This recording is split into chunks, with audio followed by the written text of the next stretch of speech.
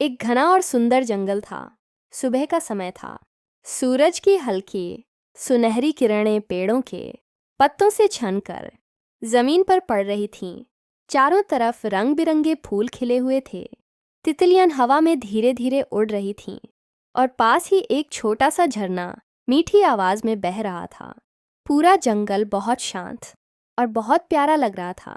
उसी जंगल में एक हरे रंग का प्यारा सा तोता रहता था। लेकिन यह कोई साधारण तोता नहीं था। वह था जंगल का सबसे बातूनी तोता। वह सुबह से शाम तक बोलता ही रहता था। कभी पेड़ों से बातें करता, कभी जानवरों से और कभी कभी तो खुद से ही बातें करने लगता। जंगल के जानवर अक्सर उसकी बातें सुनते रहते थे। खरगोश, गिलहरी और छोटे हिरन भी सब जानते थे कि ये तोता थोड़ा ज्यादा बोलता है, लेकिन उसकी बातें इतनी मज़ेदार होती थीं कि सबको हंसी आ जाती थी।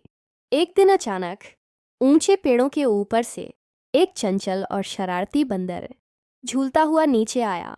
उसकी आंखों में शरारत चमक रही थी और उसके चेहरे पर एक चालाक मुस्कान थी। बंदर की नज़र अचानक उस बातूनी तोते पर पड़ी। तोता अपनी ही बातों में मग्न था।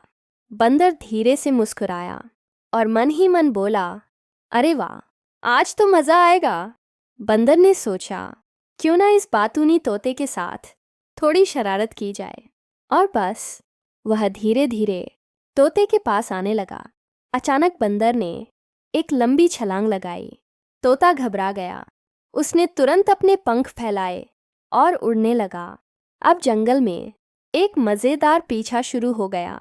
तोता एक डाल से दूसरी डाल पर उड़ रहा था और बंदर पेड़ों की बेलों से झूलता हुआ उसके पीछे भाग रहा था। नीचे बैठे खरगोश और गिलहरी ये सब देख रहे थे। उन दोनों को ये सब बहुत मज़ेदार लग रहा था।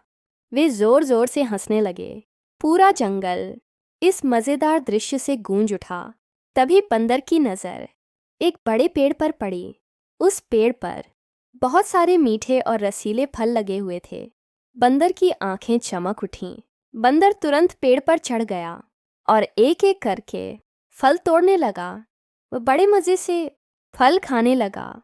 जंगल के बाकी जानवर यह देखकर परेशान हो गए। अगर बंदर सारे फल खा लेगा तो बाकी जानवर क्या खाएंगे। तभी तोता जोर से बोला, अरे सुनो, बंदर सारे फल खा जाएगा। सभी जानवर बंदर की तरफ देखने लगे। अब तोता चुप हो गया। वह सोचने लगा, मुझे कुछ करना होगा। और तभी उसके दिमाग में एक चालाक योजना आई।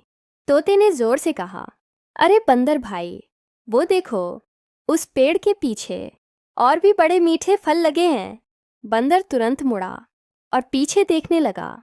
उसे लगा शायद सच में और बड़े फल होंगे। इसी मौके का फायदा उठाकर खरगोश, गिलहरी और बाकी जानवरों ने जल्दी से सारे फल सुरक्षित जगह पर रख दिए।